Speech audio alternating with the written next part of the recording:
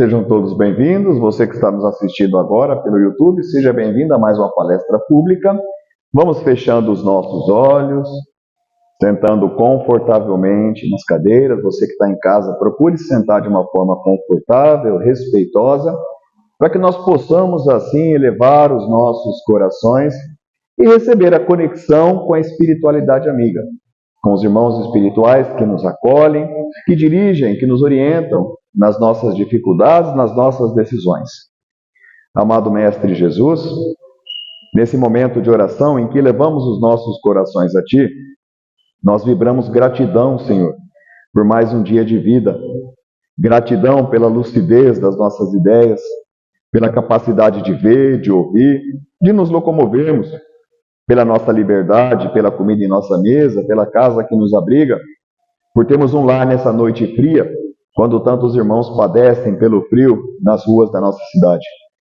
Senhor Jesus, nós queremos te pedir serenidade, paciência, compreensão, discernimento espiritual, para que as mensagens transmitidas hoje possam ser registradas em nosso coração, nos ajudando nos momentos de decisões importantes, que possamos pautar a nossa vida, Senhor Jesus, nos ensinamentos do Teu Evangelho.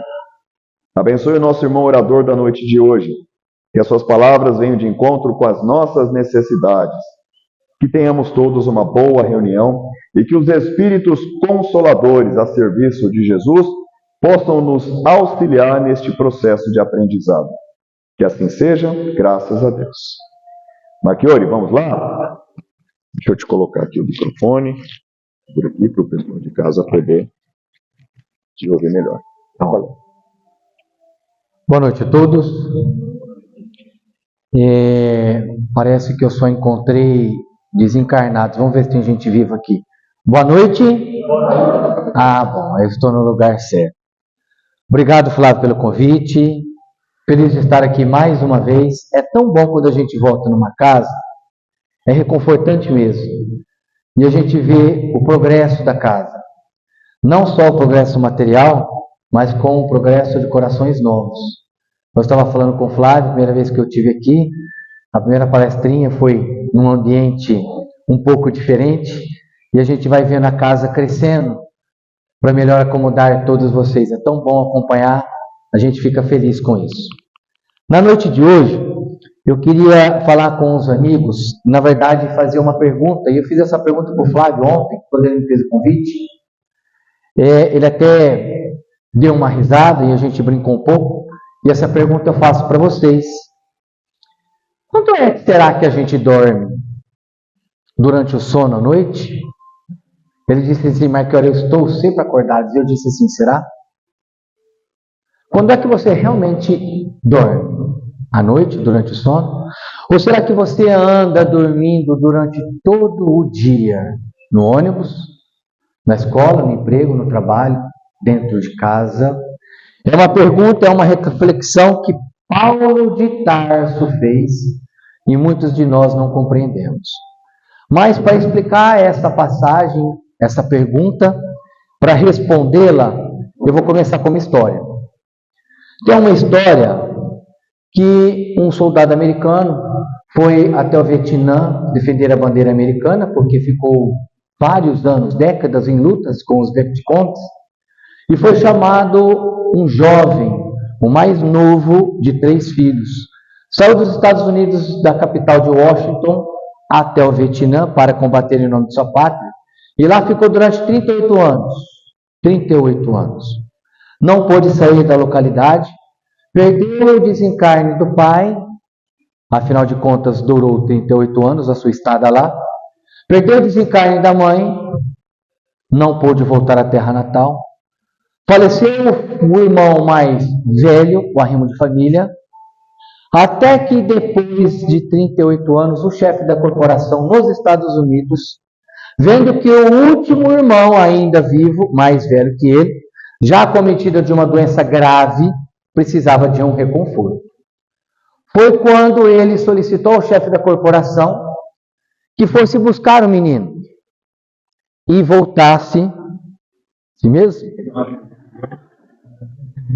e voltasse para Washington para ter com outro irmão. Lá encontrando, assim foi feito, voltou para os Estados Unidos. Quando chegou na capital onde morava, viu que a família não morava mais lá na capital. Ficou sabendo apenas que o irmão estava morando numa cidadezinha pequena no interior do Texas. Não tinha um endereço, mas sabia a localidade. Pegou um avião, saiu de Washington DC, foi até o Texas. Com o carro, foi buscar uma cidade pequena, como se fosse uma cidade interiorana, Badibá City, no estado de São Paulo. Conhece? Lá foi em busca do paradeiro do irmão. Como a cidade lá era bem menor do que Badibá City, quando há um enterro naquele local, parece que a cidade toda está no velório. Quando ele viu muitas pessoas, resolveu procurar informações do irmão ali. Aliás, poderia até encontrá-lo lá. E seguiu o cortejo, mas em respeito ao cortejo, apenas ficou olhando ao invés de ficar perguntando. Acompanhando o cortejo, reparou que nas lápides, as idades das pessoas não passavam de 10 anos. Viu a primeira lápide, Maria, 5 anos. Joana, 3 anos. Márcio, 3. Marcos, 7. A idade maior que ele viu foi de uma pessoa chamada Antônio, idade 10 anos. Depois, acompanhando o cortejo, viu o irmão, o reconheceu, segurando uma das alças do caixão. Esperou o cortejo, depois do enterro propriamente dito, onde as pessoas se dispersaram, ele foi ter com o irmão. Trocaram abraços, carícias, afagos, mas depois daquele abraço intenso, resolveu perguntar para o irmão, tirar a dúvida. Falou, meu irmão, aqui só morrem crianças? Ele falou, não. Por quê? Porque nas lápides eu só encontrei idades 3, 4, 5, no máximo 10 anos. Só morrem crianças? E o irmão disse assim, não. Aqui nessa cidade do interior, pequena mas aconchegante, aqui numa cidade interiorana onde se apreciam pomares, se cultivam frutas, onde as pessoas conversam umas com as outras, aqui só se contam os dias realmente vividos. A idade dos dias realmente vividos. Porque existir no plano físico, todo mundo existe, a partir do momento do registro do teu nome na certidão de cartório de títulos de pessoas naturais. Como a tua certidão de nascimento. A partir daquela data você existe. Viver é para poucos. Viver é saber apreciar a vida. Viver é saber sentir o calor de alguém. Viver é olhar o pôr do sol, o nascer do dia. Viver é estar com um amigo durante o friozinho. É deitar-se junto com o marido, com a esposa na cama quentinha. É ter junto com o filho uma palavra agradável. É sentir a outra pessoa. Isso é viver. Existir é o seu nome no cartório. Por que existir? Porque lá, a partir do registro da certidão de nascimento, é quando você consegue tirar um CPF. Sem certidão de nascimento, você não existe. Você não tem CPF. Você não tira RG. Você não tira carteira de trabalho. Você não consegue um emprego formal. Você não consegue fazer um concurso público. Você não consegue fazer uma inscrição numa escola. A partir do registro, passamos a existir na vida física. Mas viver somente para alguns. E está nessa história uma das mensagens mais bonitas de Paulo de Tarso. Hoje estudaremos essa passagem que está na carta dos Efésios, no capítulo 5, versículo 44. Um versículo pequenininho, mas de uma profundeza que, se não olharmos atento, continuaremos a entender, mesmo passados mais de 2000 anos da sua notícia. Diz Paulo de Tarso, o homem que encontrou Jesus na estrada de Damasco, que eu acredito que todo mundo aqui conhece a história dele.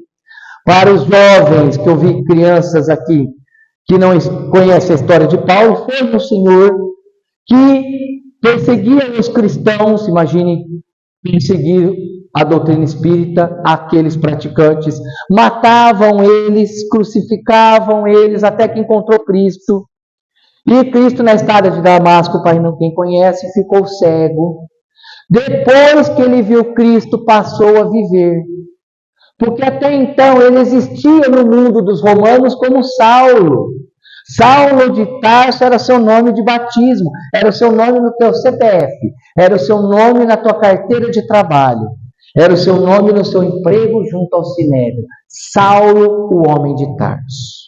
Quando encontrou Jesus, deixou de ser Saulo e passou a viver como Paulo de Tarso. De forma intensa, de forma verdadeira, sentindo o outro, parando de seguir os cristãos, aquele que abraçavam Jesus e sentiam um amor. Por isso, na carta aos Efésios, ele manda a seguinte mensagem, abre aspas, palavras do vivente Paulo de Tarso. Desperta, ó tu que dormes, levanta-te entre os mortos e Cristo o esclarecerá. Fecha aspas. Uma passagem bíblica que, se nós lermos ambassã, não entenderemos a profundidade dessa narrativa. Aliás, ela só foi possível entender através de um dos conceitos, na verdade, dois, trazidas por Allan Kardec, que sem eles a gente ainda continuaria sem entender a profundidade desse ensino. Desperta, ó tu que dormes, levanta-te dentre os mortos e Cristo o esclarecerá. Para entender essa passagem, eu preciso entender um pouquinho sobre a imortalidade da alma.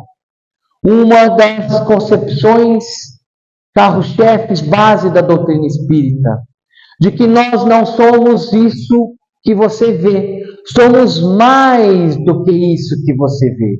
Quando eu dei essa palestrinha num centro menor, uma moça que era católica, recém-chegada naquele centro, virou para mim e disse assim, esse palestrante está louco, ele está falando que eu sou mais de um. Eu falei, mas você não é só isso que você vê, que você enxerga, você é mais do que isso.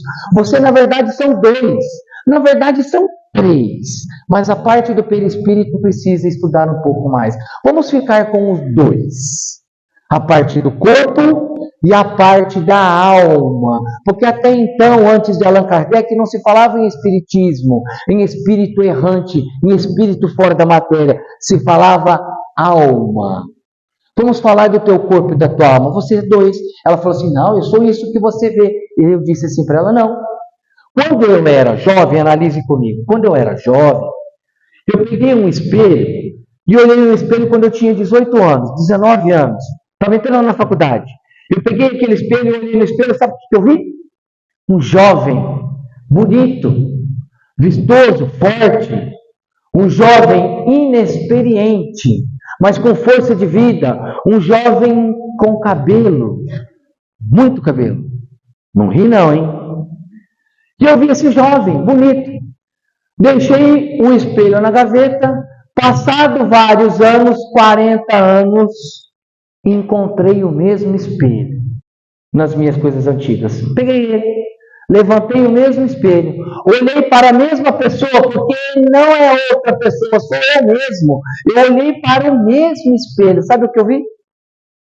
Eu vi alguém com idade mais avançada. Eu vi alguém mais experiente. Eu vi alguém um pouco mais fraco fisicamente. Mas eu ainda vi alguém lindo. A pessoa, se eu não vejo alguém lindo, se eu mesmo não me acho lindo, eu vi alguém lindo, careca, diferente, mudou, mais experiente, mais vivente, mais feliz. Aí ela disse assim, falou, mas e daí? Onde estão os dois? Eu falei, você não enxerga os dois? Ela falou assim, não, eu só vi o novo e o velho. Eu falei, então, o novo e o velho se trata do corpo físico. Essa coisa, essa roupagem, essa matéria que vem com o tempo se desgastando, que vem lutando, que vem sobrevivendo, que as células vão mudando, e vem gerações que vai perdendo um pouco do fluido vital. Até que haverá um momento em que esse fluido vital, essa bateria irá acabar. Mas quando ele acabar, o que está dentro de mim permanece. Ela falou, mas que dentro de você? Eu disse, isso que conseguiu raciocinar. Não conseguimos raciocinar o velho novo, experiente, e o mais jovem, algo que está dentro de mim que conseguiu pensar e olhar a vida e analisar as circunstâncias, as coisas. Ela falou assim, então, mas é teu cérebro. Eu falei, então, O cérebro é um instrumento físico que se desgasta. Ele é apenas um instrumento para que o algo dentro de você possa se ver dentro da matéria, possa agir na matéria, possa interpretar o teu raciocínio, porque o raciocínio não é um atributo do corpo. O corpo apenas traduz o que você raciocinou. O raciocínio é da alma. É ela que te levanta, é ela que faz te andar, raciocinar. Ficou jovem, ficou lindo, ficou feio, ficou mal. É ela. Ela disse, eu não acredito. Vá no cemitério. Olha para o cemitério alguém que acabou de desencarnar, alguém que acabou de morrer. Ele levanta? Ela falou, não. Pois é. Por que ele não levanta? Por que ele não diz um oi? Porque o que estava lá, que pensava, que raciocinava, que ouvia, que falava, que interagia, não está mais lá. Porque se estivesse, levantava. Pois não é o cérebro quem pensa, ele apenas traduz. Senão o morto levantava. Ela falou, é verdade. Eu falei, pois é. Então nós somos dois. Alma e corpo. A partir desse conceito, a partir dessa concepção, eu quero que os senhores façam uma análise. Já que agora nós entendemos que nós somos dois, algo que interage no mundo físico, essa veste, esse instrumento, e a alma vivente, que permanece depois do esgotamento do fluido vital. Imagine você fora do corpo. Imagine você como espírito, como alma. Imagine você, alma. Aliás, somos alma todos os dias, é que você não repara. Mas quando você dorme, teu corpo fica e tua alma viaja. A gente treina de desencarnar todo dia, já repararam? Então não corta o cordão de prata, né, Patrícia? Ele cortou o cordão de prata, não tem mais volta. E aí a gente, imagine você fora do corpo, como espírito livre, lá no mundo espiritual. Aliás, há 100 anos atrás, não tinha ninguém aqui. Não tinha ninguém aqui.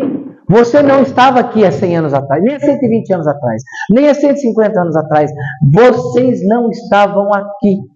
Estávamos todos nós lá, em espíritos na erraticidade, planejando a nossa vinda para cá. Estávamos lá. Imagine você lá hoje. Lá. O que você estava fazendo lá? Já parou para pensar? O que você estava fazendo? E aí o Espiritismo é muito legal, que eles nos ensina essas coisas. No livro, eu vou falar algumas obras bibliográficas, porque o Flávio Catarice briga com ele. Ele me diz que o centro aqui, Maria de Nazaré, aqui de Ibadi, é o centro da região que mais lê livro espírita. Ele falou que a biblioteca aqui é lotada de gente pegando obras espíritas, que estuda assim, e lê um livro por mês. Foi o que ele falou para mim. Tem um livro chamado Nosso Lar, que é de André Luiz, psicografado pelo Chico, e lá ele narra que quando ele desencarnou, espírito errante, na erraticidade, o que ele fazia lá? Trabalhar. Foi trabalhar. Era médico aqui, desencarnou, como não conhecia medicina espiritual, foi trabalhar no hospital como ajudante. Depois ele se tornou um médico espiritual. Trabalho. Então a gente pode trabalhar. Só trabalhar? Não. Tem um outro livro chamado Violetas da Janela. Sei que todo mundo aqui leu, mas se não leu, vai ler amanhã, porque o Flávio disse que tem. Violetas na Janela, ou se não tiver, ele vai arrumar na USP. Violetas na Janela, Espírito Patrícia. Ela narra que quando desencarnou, ainda jovem, era estudiosa, espírita, fazia parte de modicidades espíritas, e lá, você sabe o que ela fazia? Estudava. Viajou em vários centros, conheceu religiões diferentes, chinesas, ubandistas, católicos, espíritas, espiritistas, época romana, ela estudava religiões. Estudava. Tanto que no final do segundo livro, ela diz que não mandou o terceiro, porque ela ia estudar, aprofundar o seu ensinamento pelas doutrinas, pelas religiões diversas. Estudar. Só trabalhar e estudar? Não, a gente pode servir. Tem um outro livro que será procurado, prepara a biblioteca. Um outro livro chamado Memórias de um Suicida, de Ivone Amaral Pereira, né? Onde conta a história de Camilo Castelo Branco, um escritor português renomado, com sobrenome, para não ser identificado direitos autorais, Cândido Botelho. Ele narra que quando desencarnou pelo suicídio, ele foi resgatado por pessoas que serviam. Serviam quem? Maria de Nazaré. Os servidores de Maria de Nazaré. aqueles espíritos benfeitores que resgatavam almas que desistiram da vida física de uma forma equivocada. Mas a gente pode também lá no plano espiritual não fazer nada. Deus é tão legal, Deus é tão bom, Deus é tão sensacional, que Ele permite que a gente faça até nada. Eu tenho, a minha esposa vai ficar brava comigo. Eu tenho um sogro muito amoroso, adoro ele, amo ele, meu segundo pai. E aí ele fala assim, mas que hora eu não gosto dessa doutrina. Eu falei, por quê, sogro? Ele fala assim, porque você fala que a gente morre e vai ter que trabalhar. Eu falei, mas é. Eu falei, mas eu quero descansar. Eu falei, mas pode descansar. Tem um livro, sogro, chamado Nosso Lar, aquele primeiro que eu narrei. Enquanto o André Luiz trabalhava, tinha uma senhora que não fazia nada. Quando ele teve a necessidade de mandar uma comunicação para os entes queridos que ficaram, ele foi no Ministério da Comunicação pedir para o ministro mandar uma mensagem para os seus parentes. O ministro atendia aos pares, os espíritos. Ele e ela, a sua par, ficaram como os últimos da fila. E aí, quando recebeu eles para ver se poderia mandar mensagens, ele conversou o ministro com ela primeiro. André Luiz teve que aguardar. E ele ficou falando com a senhora, ele disse assim, senhora, a senhora não vai conseguir mandar mensagens pelo Ministério da Comunicação aos entes queridos na Terra. Ela falou, por que não? Todo mundo manda. E ele disse assim, eles mandam porque eles têm bônus hora. Bônus hora é quem trabalha. Bônus hora é aqueles que auxiliam, que trabalham, que exercitam, o que auxiliam, que estudam, o que utiliza a sua vida espiritual e material ao lado do bem, ganhando créditos para ter os benefícios. Ninguém ganha nada de graça, precisamos colaborar com a providência divina. Tudo colabora com a providência divina. Quando a gente olha uma flor num campo, a gente fala, ela não faz nada e é linda daquele jeito. Um lírio do campo não faz nada. Como não faz nada? Olha a beleza dela para os seus olhos, contribuindo com a providência divina. Quantas sementes ela não tem para que os pássaros possam levar e polinizar? Vejam que todos têm que contribuir com a providência divina. Você não vai conseguir, porque você está na nossa colônia há 8 anos. Desde que você chegou, sabe o que você faz? Nada. Precisamos trabalhar, precisamos colaborar. Então, lá no plano espiritual, fora da carne, trabalhamos, estudamos, servimos, fazemos até nada. Mas o fato é de que tem uma hora em que a lei do progresso, Livro dos Espíritos, parte 3ª, lei do progresso, nos impele para a frente. A gente pode até estacionar um pouco, mas aí a gente vai vendo que a nossa mãe foi para uma esfera melhor. A gente vê que o nosso pai foi junto. A gente vê que o nosso irmão também foi. A gente vê que a minha esposa foi e eu fiquei, quero tanto segui-la. Vi que meus filhos também foram. Ai, meus filhos foram para uma esfera melhor. E eu aqui. Eu preciso ascender também. Questão 330 do Livro dos Espíritos. Os espíritos errantes fora da carne, lá na erraticidade, sabem o momento em que terão que reencarnar na Terra? Resposta: não sabem a data, mas pressentem o momento da vinda. Começam a ver a necessidade do progresso, tal como um cego chega perto do fogo sentindo o seu calor. Eu preciso evoluir. Olha que pergunta sensacional. E aí, depois dessa pergunta, numa outra pergunta, ele diz assim, já que pressentimos a necessidade de voltar e eu preciso evoluir, nós, espíritos errantes lá em cima, sabemos o que vai acontecer lá embaixo quando chegarmos na Terra? Sabemos o que vai acontecer comigo? Resposta, questão 258 do Livro dos Espíritos. Resposta dos imortais. Sabem? Sabem. Normalmente somos nós quem escolhemos os gêneros da nossa prova. O gênero da nossa prova. O gênero da nossa prova são aqueles acontecimentos que nos tocam a alma. São aquelas atribuições, aquelas circunstâncias que faz um revés na nossa vida de uma forma que, independentemente daquilo que você faça, acontece. E que nos atinge de uma maneira positiva ou negativa, que toca a nossa alma, o gênero da sua prova. Exemplo, pobreza, riqueza, uma derrocada financeira, a perda de um parente, um desencarne tem realidade por uma doença que não se sabe de onde veio, de onde se surgiu, acontecimentos que não dá para se evitar, que tocam a nossa vida. Exemplo, riqueza. Riqueza é uma das provas mais difíceis para o espírito encarnado. Eu digo isso porque o espírita quer sempre ganhar na Mega Sena da virada. É ou não é? Ou só eu? Cuidado, cuidado. Bom, ótimo. Cuidado que é um gênero de prova terrível. Porque enquanto a pobreza nos testa a resignação, a esperança, a gente trabalha e não vai. Já perceberam que tem pessoas que trabalha, meu Deus, e não dá, e não vai, tá.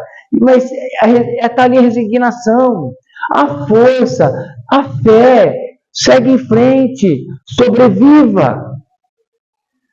Já a riqueza, aquelas facilidades da vida, nos testam outros elementos mais difíceis de ser superado do que a fé e a esperança, do que a resignação, mas nosso orgulho, a vaidade, o egoísmo, que provas que nos tendem a alma. Porque quando a gente ganha dinheiro e tem facilidades da vida, você sabe o que a gente quer fazer? Nada. Se eu perguntar para você se você vai ganhar, imagine você hoje. Você está trabalhando lá no tua firma, você trabalha lá, tem teu emprego, tem teu salário, tá? Imagine que você ganha na Mega Sena amanhã 50 milhões. O que você vai fazer? Pergunta para o espírita. Você sabe o que ele responde? Vou pedir as contas. Larguei o emprego. Que não vou precisar trabalhar? Vou nada. Pois é. Aí a gente pega o dinheiro, vai comprar. O que você faz com o dinheiro? Vou comprar primeiro uma casa para mim, depois para minha mãe, depois para o meu irmão, depois para mim, depois para minha mãe, depois mais. É assim que a gente pensa. Esse tal de egoísmo, orgulho. É um gênero de prova. E eu tenho certeza que não é a minha. Porque, embora a gente escolha o gênero da prova, a divindade se incumbe de colocar aquele gênero do qual nós escolhemos. Do qual nós temos a possibilidade de requerer o gênero. Não são todos que as têm. É aqueles que têm mérito. Mas temos o livre-arbítrio de solicitar aquele gênero. Por que mérito? Porque existem ainda reencarnações compulsórias. Nessa, infelizmente, o espírito devedor vem já com as suas mazelas compulsoriamente a serem exercidas. Mas nós aqui, nesse centro de Badibacite, como somos, e me disseram que aqui em Badibacite só tem espírito de luz, tenho certeza que lá a gente escolheu as nossas provas. Aí uma moça falou assim, mas que hora você quer dizer então que eu escolhi a minha sogra? Eu falei, escolheu não, você implorou.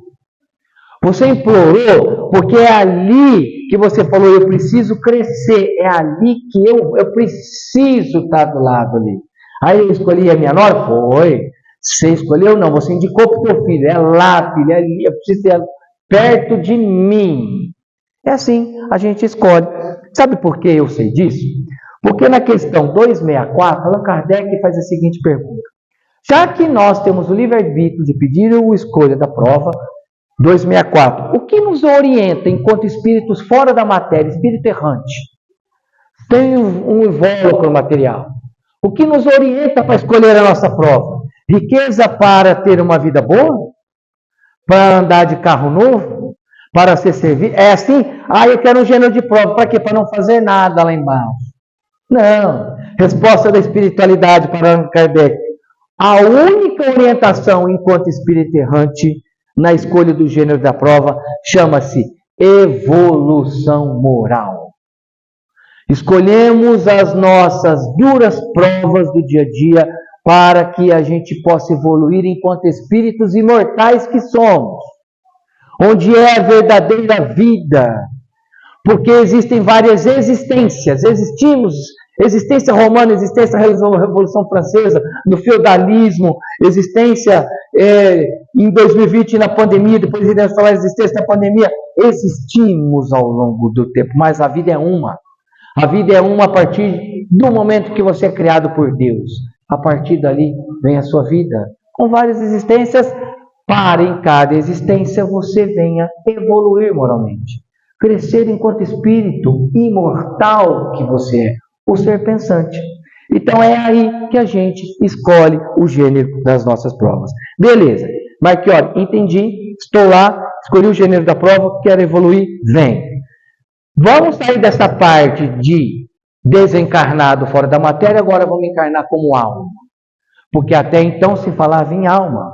Tanto que o Allan Kardec, perguntando a questão 134, para os imortais assim, o que é alma? Questão 134. E os espíritos respondem, alma, isso que você fala que tem dentro de você, é o espírito que estava desencarnado. Espírito desencarnado. Alma, espírito encarnado. É a mesma coisa? Sim. Mais simples assim? Não. Tem algumas diferenças. E essas diferenças é que tornem a vida um desafio. Viver é um desafio individual. Que mudanças? Primeiro, enquanto espírito desencarnado, eu não preciso das pernas para andar, eu não preciso do carro mais. Eu não preciso andar de metrô mais. Eu não preciso andar de ônibus mais. Eu posso volitar. Eu não estou mais preso na matéria do corpo físico. Eu posso viajar na velocidade do meu pensamento. Olha que coisa maravilhosa. Quando eu passo a encarnar, eu passo a me sentir preso dentro de algo que me segura e me deixa expandir. Eu só expando quando eu durmo. Aí o meu espírito desdobra e eu dou uma saidinha. Depois, quando eu acordo, estou presinho de novo. Tenho que andar, preciso de sapato, preciso de roupa, preciso de carro para me locomover. Mudou ou não mudou? Mas tem uma mudança que a gente não para pensar. Uma coisa chamada véu do esquecimento. Bendito véu do esquecimento. Vou acrescentar a palavra. Bendito véu do esquecimento. Por que véu do esquecimento? Eu tenho uma colega que trabalha no meu escritório, ela não é espírita, e ela fala assim, eu só não sou espírita porque eu não concordo com esse tal de véu de esquecimento. Porque a gente devia saber por que a gente errou. Vocês falam, a gente esqueceu, eu tinha que saber por que eu errei, por que eu não paguei. Eu falei assim, menina, já pensou se a gente olhasse um para o outro e se identificasse quem que a gente foi, tantas vidas passadas, o que nós fizemos um para o outro? Jesus amado, hein? Já pensou? Já pensou se não fosse o véu do esquecimento, vocês olhando para mim aqui agora, falando assim, nossa, que cara legal, cara bacana, o amigo do Fábio. Vocês não estavam assim comigo, não. Não, mas de jeito nenhum. Vocês iam lembrar de mim lá na época romana, quando vocês estavam querendo ouvir Jesus, vocês eram de fato os primeiros cristãos, e eu, como enviado do imperador romano, eu impedi vocês de ouvir Cristo. Cristo passou ali na outra rua e eu fui lá impedir todo mundo. Por isso eu tenho que estar aqui na tribuna hoje, para resgatar o que eu fiz, devolvi o que eu tirei das pessoas da qual aonde eu falo, eu venho falar do mestre. Porque se não fosse o véu do esquecimento, vocês estariam olhando para mim, mas que hora? Lembra que você fez há 2000 anos? Agora você quer falar aqui agora? Você me atrasou 2000 anos? Já pensou se a gente olhasse para o marido, para a esposa do lado, e olhasse assim e falasse assim, foi você, né? Já pensou, gente? Olhasse para o filho, eu falo isso como homem, porque se tem, desculpe a palavra, um bicho assim, que lembra das coisas, é a mulher, não é?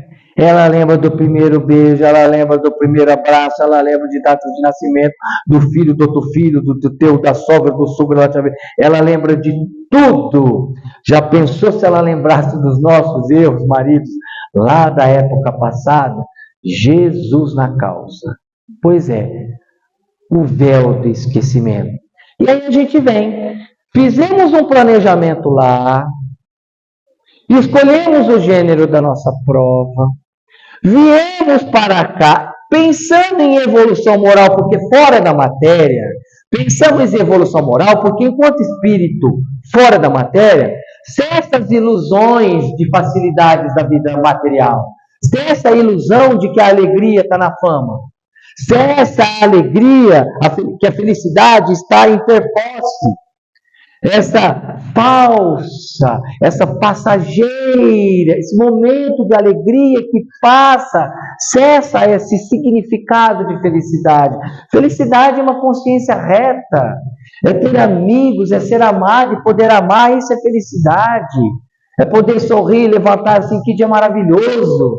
Se você tem dinheiro, se você não tem, se você tem um carro, se você não tem, não importa, fora da matéria. E aí a gente vem. E aí a gente vem e fala assim, nossa, mudou tudo, hein? Mudou. E a gente esquece o que nós planejamos lá. Quer ver um exemplo? Volta você quando você tem 5 anos de idade. Quando você tinha 5 anos de idade. Imagina que você com 5 anos, 6 anos de idade. Você pensava em evolução moral? Eu na erraticidade pensei em nascer nessa família porque eu quero crescer moralmente. Não. Você queria jogar bola se fosse menino, ou se fosse menina brincar de boneca, soltar pipa, correr na rua. A gente queria era, ser criança. Agora se imagine jovem, não tem mais 5 anos, já vamos para os 18, 19. O que você pensava de 18, 19 anos, 20 anos? Volta lá na tua mente, 20 anos, como é que você era? Você pensava em evolução moral, como você planejou lá em cima, com 20 anos? Nada. Você pensava em embalos de sábado à noite, época da brilhantina, de outra volta. Ixi, quem fez assim tem mais de 60, de outra volta, Elvis Presley, não é? A gente queria ouvir.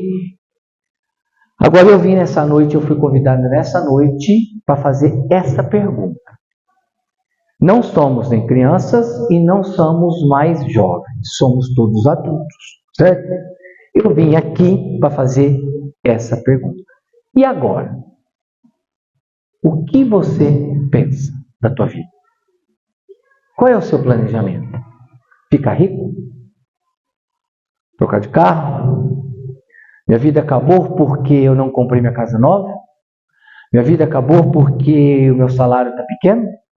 Qual é o seu objetivo da sua vida? Parou para pensar? Já parou para pensar o que você deve ter planejado lá? Por que você tem brigado com a sua mãe, com o seu pai? Por quê? Cadê o seu planejamento? Cadê o seu objetivo de vida? Por que não lá fazer as pazes? Por que não perdoar de coração? Esse é o seu objetivo de vida, porque você planejou lá em cima. O único, exclusivamente, o objetivo é evolução moral. Não é ganhar na Mega Sena, embora ela possa estar no seu caminho. Possa estar no seu caminho. O problema não é o dinheiro, o problema é o que fazemos com ele. Tem um colega, mora no condomínio ali próximo a Rio Preto, tem um colega que tem um Camaro amarelo. E aí, em conversa com ele uma vez, numa festa na casa dele, ele estava fazendo a festa e a mãe, ele recebeu os amigos, e a mãe esqueceu de fazer a sobremesa para os amigos. E o filho deu uma bronca nela. Mãe, tem que ir lá comprar o ingrediente tal, um leite moça, para fazer um doce para os meus amigos aqui, uma sobremesa. E o marido tinha saído com o carro, o outro irmão tinha saído com o carro, eles tinham 4 carros, só tinha um na garagem, o do filho que estava lá, um Camaro amarelo, novo, novinho. E faltou um ingrediente, ela precisava sair de perto da rodovia e ir para o centro da cidade, uns 10 quilômetros, para ir buscar esse tal de leite moço para fazer o doce. Ela pegou a chave do poçante, o filho olhou e falou assim, mas você vai? Vou comprar o doce. Falou, não, com o meu carro não. Não, como não? Eu só tenho esse na garagem. Filho, não, mas é o meu Camaro amarelo. Mas meu filho, não tem outro carro para ir. Eu do lado dele, olhando assim para ele, falei assim, mas peraí, tem alguma coisa errada. Falei, mas filho, eu tenho que, não sei o que eu faço o doce. Mas a senhora já devia ter feito. Vai buscar um negócio para fazer o doce. Pega um Uber. Falei, filho, eu não sei andar de Uber. Mãe, passa o circular aqui na frente, pega o circular e vai de circular. Eu olhei para ele e falei assim, meu amigo, o problema não é o dinheiro, o problema não é o que você tem, o problema é você saber compartilhar, saber doar, saber fazer o outro feliz, saber participar aqueles que estão do seu lado daquilo que você tem. Tomemos cuidado. Então, às vezes a gente coloca na nossa cabeça alguns objetivos de vida que não comporta mais na vida espiritual. A gente se concentra e se deixa levar pela vida física. Aí a gente consegue entender, então, a mensagem de Paulo de Tarso, quando ele disse assim, aos Efésios, abre aspas, desperta tu que dormes. Desperta, levanta-te dentre os mortos, e o Cristo te esclarecerá, como fez comigo na estrada. A partir dali, deixei de existir como Saulo, nome registrado no cartório, e passei a viver como Paulo. Acorda! Já que, para a gente caminhando para o nosso finalzinho, nós vamos entender assim, rapidinho essas palavras, eu vou dividir as 3 frases. Ele fala assim, desperta, desperta tu que dormes. Ele está falando para quem desperta? O pessoal que estava dormindo? Imagine a cena. 45 graus em Israel, clima quente, seco, árido, só terra, porque não tinha cimentão. Todo mundo no colchonete, e ele falando, acorda tu que dormes. Ele estava falando para a pessoa que estava dormindo? Não, ele estava falando para quem? Para mim, acordado, para você que estava acordado, que estava lá, para nós. Ele estava falando assim, acorda, acorda tu que dormes. Acorda para quê? Acorda para as verdades eternas, acorda para o teu objetivo de vida, acorda para aquilo que você planejou, acorda para o teu objetivo espiritual, acorda para as verdades dos evangelhos, tal como acontece com uma borboleta, uma larva, que na matéria vem comendo a folhinha, até que chega no momento ela fala assim, peraí, eu não posso ser só lagarta, tem uma coisa errada. Eu fico presinho aqui nesse canteirinho e não saio daqui, eu só como essas folhinhas, eu não saio daqui, eu não conheço o mundo. Eu não consigo subir até o sol, levantar as asas. Acorda, borboleta. Aí ela faz um casulo, se desprende do casulo. Ali ela ganha luz e ganha o mundo. Acorda, tu que dormes. Pegue as suas asas e vá junto de Cristo. Através das asas do amor, do carinho, do perdão, da compaixão, da consciência reta, da vida que vale a pena ser vivida, daquela em que você se sente feliz diante dela, não reclamando da vida. Eu conheço vários espíritas que parece que estão sempre dormindo. O espírito dormindo é aquele reclamão, é aquele que nada está certo. Você encontra com ele e fala assim, oi aí, como é que está a vida? Fala assim, ai, bicho, está péssimo. Meu emprego lá, meu salário está tão pequeno que não está péssimo, ganho pouco. Eu viro para ele e falo assim, meu amigo, você tem emprego. Tem gente que não tem. Fala, mas meu carro aqui, ó, preciso trocar, não consigo trocar, tem 10 anos que eu preciso trocar. Eu olho para ele e falo, meu amigo, você tem carro. Falo assim, mas aí, ó, fica aí sempre no concerto e eu tenho que andar a pé até o serviço. Eu olho para ele e falo, meu amigo, você tem pernas. Falo assim, mas quando eu não pego, eu vou andando a pé, eu levanto a mão, eu pego o ônibus. Quando você levanta a mão, você tem braços. É o cara que nada tá bom. A rua tá ruim, o governo é ruim, isso aqui tá ruim, a casa tá ruim, o emprego é ruim, o carro é ruim, isso aqui é ruim, a roupa tá ruim, tá frio porque tá frio, tá chovendo porque tá chovendo, tá calor porque tá calor. Gente, espírita, acorda. Agora eu chego em casa a pé. Agora eu vou a pé. Porque a minha esposa aqui que está comigo, quando eu viajo com ela para o final do ano, a gente sempre faz uma viagenzinha para a praia, para levar com os filhos, né? Esse finalzinho de ano. E eu não consigo viajar sem ser na época de dezembro, janeiro. Porque eu trabalho com funcionários públicos, com fora, etc. E lá fecha dia 20 de dezembro e volta dia 10 de janeiro. Então é aí que eu posso viajar. Não consigo viajar fora dessa época. A gente tem que ir nessa época. E praia nessa época é um pouco complicado.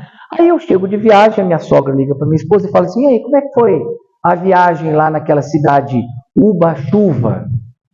Alguns conhecem como Ubatuba, né? Que parece que é o nome de registro lá. Aí minha esposa fala, só choveu. Aí eu olhei para ela e falava assim para ela, mas isso é verdade, viu, gente? Eu olhava para ela e falava assim, mas você está reclamando que você está em Ubatuba com chuva? Tem gente que nunca viu o mar. Tem gente que nunca viu para Rubinéia, ver um rio ou no Tietê. Você foi reclamando que só choveu, nós ficamos juntos, dentro de casa, jogando cartas. Ficamos juntos, andamos na praia, chovendo, com o pé na areia. Tem gente que não conhece a areia de praia, vimos o mar, o barulho. E aí eu vi com ela, aí a minha sogra falou assim, pô, mas só choveu? Mas e o trânsito, mãe? Nossa, 3 horas para não sei o que, andando na orla do carro, 3 horas para despertar. Eu falei assim, bem, você andou na orla da praia, de carro. Quem é que tem carro para ir para a praia? É o espírito reclamando. O espírito que dorme é aquele pessimista, que nada serve, nada funciona, a vida não está legal. Gente, diria Paulo de Tarso a esse espírita, acorda, tu que dormes. E ele diria assim, segunda parte, levanta-te dentre os mortos. Levanta, levanta. Não basta acordar. Acordei, fiquei parado. Parado sem trabalhar, como aquela senhora no livro Nosso Lar. Levanta, levanta é ação, levanta, age, movimenta, faça. Levanta-te é uma ação. No meio de quem? Dos mortos. Para que Paulo de Tarso está falando? Levanta-te dentre os mortos. Sabe que ele estava num cemitério? Levanta os mortos. Ele estava falando para quem? Para mim, para você, para os internautas que estão vivos. Acorda-te dentre os mortos. Por que dentre os mortos estamos todos vivos? Mortos porque a maioria parece desencarnada. A maioria parece que não está atenta diante da vida. A maioria parece que não age, não sente. A maioria é aquela... Vamos analisar alguém que está desencarnado? O desencarnado é o cara que está morto lá. O que acontece com o morto? Como é que eu sei que ele morreu? Não tem pulsação nenhuma. Parou. Está gelado. Frio. Morreu. Conhece alguma pessoa fria? Não tem empatia? Não se preocupa com o próximo? Não se preocupa se a casa está bem, se o marido está bem, se os filhos estão bem, se a mãe está bem, se o governo está bem, se a minha cidade está bem, se a minha cidade está limpa. Olha para o colega do lado que está com algum problema, olha para o colega do lado e fala assim, nossa, cara está chorando. Por que ele está chorando? Não é problema meu. Falta de empatia, falta de compaixão. É alguém que está morto, mas é o que a maioria faz. A maioria não se preocupa com o problema do outro. A maioria não ajuda numa arrecadação solidária, não ajuda para fazer uma sopa, não ajuda alguém que está do lado triste, não está querendo consolar alguém que precisa. Não, não é problema meu. O problema é do governo, não é meu. É a maioria. Levanta-te dentre os mortos, porque a maioria é fria, é sem empatia, é sem compaixão, não liga, totalmente insensível, diria Paulo de Tarso. Tem uma palavra de Bezerra de Menezes, que eu fui entender ela muitos anos depois, que ele diz assim, complementando essa palavra de Paulo de Tarso, palavra de Bezerra de Menezes, assim, abre aspas. Todo aquele que quer ser espírita tem que deixar muito a sua ânsia de ser compreendido em meio à sociedade. Fecha aspas. Vou repetir. Todo aquele que quer ser espírita tem que deixar muito a sua ânsia de ser compreendido em meio à sociedade. Fecha aspas. Porque a sociedade realmente não vai entender aquele que quer ser espírita. O espírita tem a obrigação moral de ser empático com todo mundo, ter empatia, ter simpatia. Tem que ter, é obrigação moral nossa. Procurar sermos melhores em todos os lugares, não só no centro espírita. Não só aqui, fala assim, olá, boa noite, como vai você? Ai, meu irmão, que lindo. Aí chega em casa, quando o marido não veio para cá, quando chega em casa, você olha esticadão no sofá, fala assim, levanta daí. Você acabou de rezar. Olha lá para a situação, tenta entendê-lo, tenta confortá-lo. Vamos ter um pouco de empatia, compaixão com filhos, com amigos. Não podemos ser assim só no centro espírita. Por isso devemos ter a ânsia de ser diferentes dos demais no sentido de transmitir o amor aonde quer que seja. Eu sou conselheiro num clube ali em São José do Rio Preto, e aí teve inauguração de um bar lá. A inauguração do bar foi na sexta-feira, 8 horas da noite, boca livre para o conselheiro e toda a sua família. E eu sou conselheiro lá ainda, mas eu tinha uma palestra agendada no Centro Mirassol. Um centrinho mais afastado, poucas pessoas. E aí, no mesmo dia, um conselheiro virou para mim e falou assim: Marchiori, e aí, eu passo na sua casa, vamos combinar das nossas famílias irem juntos para a festa, boca livre, bebida, comida à vontade? Eu falei: não, essa noite eu não posso. Por quê? Porque eu tenho a palestra lá naqueles centros. Eu falei assim: mas você vai num centro, dar palestra, sexta-feira, 8 horas da noite, com boca livre, com a família e tudo, com comida? Meu, mas que isso? Mas... Aí um ficou apontando: Marchiori vai, Marchiori vai, Marchiori. Gente, todo aquele que quer ser espírita tem que deixar muito a sua ânsia de ser compreendido em meio à sociedade. Vou cumprir com o meu compromisso. Depois eu vejo a minha vida material. E aí encerra Paulo de Tarso, porque eu já passei o meu tempo, na última frase dizendo assim: e Cristo te esclarecerá. Levanta-te dentre os mortos, acorda tudo que dormes, levanta-te dentre os mortos, Cristo te esclarecerá. Veja que na sequência, Cristo te esclarece quando você levanta, quando você age. Se você continuar deitado, acordei, mas estou deitado, Jesus não vai te mandar uma receita benfazeja se você não quer trabalhar. É como se eu mandasse uma receita de bolo para aquele que não vai fazer bolo. Eu vou dar receita de bolo para quem não vai fazer. O Flávio nos convidou para comer lá na festa do milho, uma pamonha, alguma coisa. Se eu não for, eu não vou dar a receita para alguém para me ajudar, essa pessoa não vai. Por que eu vou dar? Não posso dar. Levanta-te. E o que acontece depois que eu levantei? Cristo te esclarecerá. E as pessoas, uma pessoa falou assim: mas Marchiori, Cristo está muito longe de mim, ele não fala comigo. Eu falo: fala porque a questão 459 do Livro dos Espíritos é claro nesse sentido. Allan Kardec pergunta assim: os espíritos influenciam no nosso pensamento e nos nossos atos, nas nossas ações, não só no pensamento, nas nossas ações durante o dia? Resposta: mais do que você imagina. Ordinariamente, não é extraordinário, é ordinariamente, são eles quem vos dirigem. Os espíritos, amigos, amando do Pai, amando de Jesus, os nossos benfeitores, vai lá aconselhar ele, fala para ele que é assim, continua ele, coloca ele no caminho, mas ele não te passa se você não levanta. Levanta-te, que Cristo virá ao teu auxílio, te esclarecerá, através das intuições, dos atos, das coisas benfazejas, mas preciso que você haja, levanta, e Cristo te esclarecerá. Questão 459 de O Livro dos Espíritos. Tem um livrinho, para eu encerrar, que é o livro, a doutrina espírita, ele é tão legal, que quando a gente lê um livro, a gente fala assim: nossa, não tem livro mais bonito que esse. É maravilhoso. Quando eu li Paulo Estevam, falei assim: não tem livro mais bonito, que livro maravilhoso. Aí depois eu peguei o livro há 2000 anos. Falei assim: gente, que livro maravilhoso. Não tem mais maravilhoso do que esse. Aí depois você lê 50 anos depois. Fala assim: gente, que livro maravilhoso. Não tem livro mais maravilhoso do que esse. Aí você lê Renúncia. Fala: meu pai do céu, que livro maravilhoso. Aí você lê Entre a Terra e o Céu. Fala: gente do céu, que livro sensacional. Aí você lê Libertação. Meu pai do céu, que livro sensacional. E tem esse livro chamado Há 2000 Anos, que é um dos meus preferidos.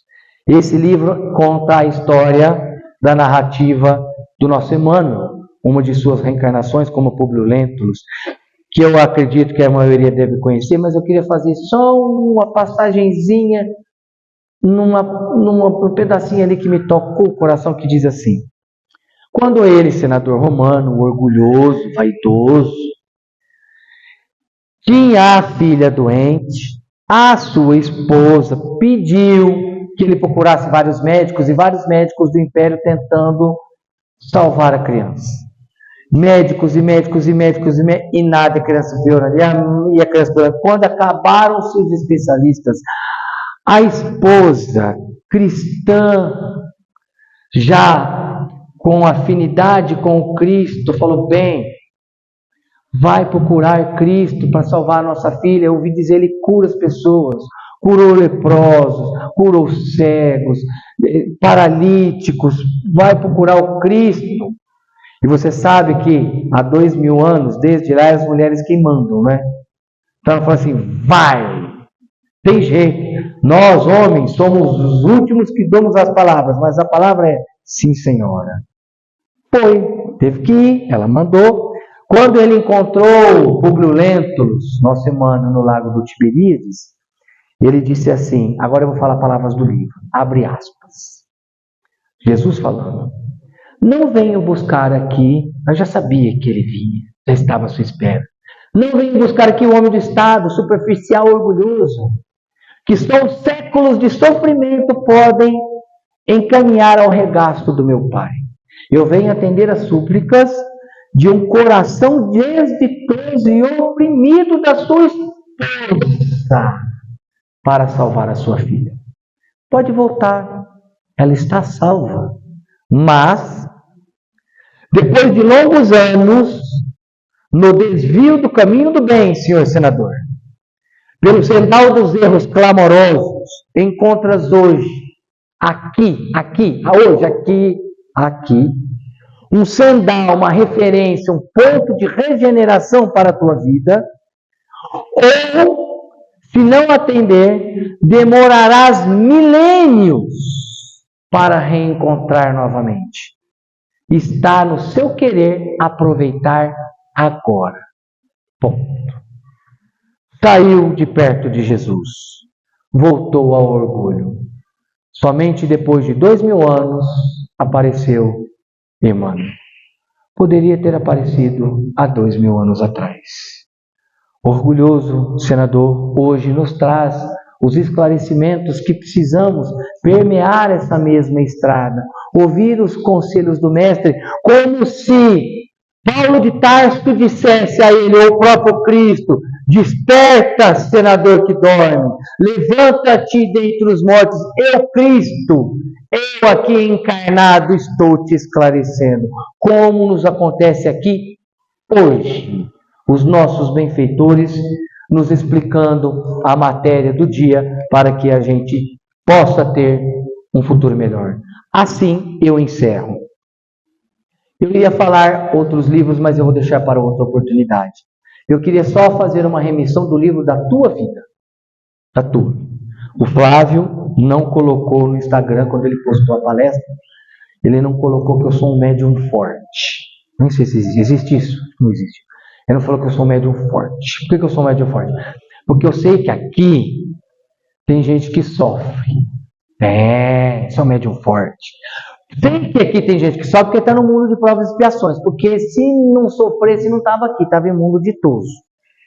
Então eu sei que tem aqui mãe que brigou com o filho ou está brigada com o filho. Ou se não está aqui, está na internet. Sei que tem filho aqui que brigou com a mãe. Ou está brigado com a mãe. Sei que tem irmão aqui que brigou com o irmão que faz tempo que não fala com o irmão. Sei que tem gente aqui que brigou com o patrão. Sei que tem alguém aqui que brigou com amigos da escola, amigos do emprego, pessoas na rua. Sei que tem pessoas que têm problemas aqui. Relacionamentos financeiros. Tem. A partir de hoje nós vamos recapitular a nossa vida e acordar para a vida. Deixar de ficar acordado só no plano espiritual quando a gente cai em sono. Porque quando a gente cai em sono, a gente acorda para a vida verdadeira. Eu tenho certeza que na hora que eu durmo, meu corpo repousa e eu saio do corpo, o meu mentor espiritual falou, demorou, estava esperando você acordar. Mas como acordar? Não está vendo meu corpo lá, até acabou de dormir. Mas você acordou para a verdadeira vida, você dormiu o dia inteiro para as verdades do Cristo, do Evangelho, daquilo que você planejou, daquilo que você colocou como evolução moral, você dormiu o dia inteiro. Volta amanhã, mas por favor, volta acordado. Por isso meu amigo Flávio colocou assim, no nosso conversa por WhatsApp, já eu estou acordado. Eu falei, será? Ele disse, o tempo todo. Eu falei, eu tenho certeza, porque ele carrega o Evangelho dentro dele o dia inteiro, tentando consolar as pessoas, ter empatia com as pessoas, fazendo o bem, levando o bem para frente, tendo uma consciência reta, uma conduta reta, consciente da sua evolução moral, daquilo que ele planejou para ele. Portanto, gente, não importa aquilo que você tenha de enfrentar na tua vida, acorda, levanta, não desanima, que no caminho, porque tem pessoas que sempre esperam a receita para vir junto com o Protein para fazer exercício da academia, para tomar e ter uma vida feliz. Não, é no caminho virão os esclarecimentos do Cristo. Assim, a gente encerra a nossa palestra com esse poema de Casimiro Cunha, psicografado por Chico Xavier, que está no livro Encontro da Paz, que diz assim: não ouvides cada hora na luz de Deus a buscar-te, que nossa grande família, luta e sofre em toda parte. Isolamento e egoísmo são meros caprichos vãos. No universo ilimitado, todos nós somos irmãos. Crianças ao desabrigo, em pranto desolador, comumente foram rosas da bênção do teu amor. Jovens mendigos que vê ao longe, chorando e sozinhos, já beberam quase sempre na taça do teu caminho. Descerra as chagas da vida o templo do coração. Os braços da caridade são as chaves da redenção. Amanhã, você que está sentado aí me ouvindo, você despertarás nas luzes de um grande além. Consagra-te então desde agora ao campo do eterno bem. Então, entre lutas e açoites, vá, descerra os olhos e sopores, jamais se esquecendo aqui dessa noite maravilhosa. Desperta, ó tu que dorme. Muita paz e muita luz. Obrigado.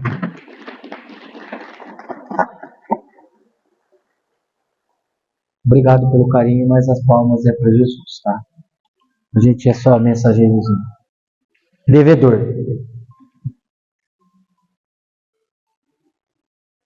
Muito obrigado, meu amigo. Obrigado de coração. Imagina. Deixa eu pegar aqui o microfone.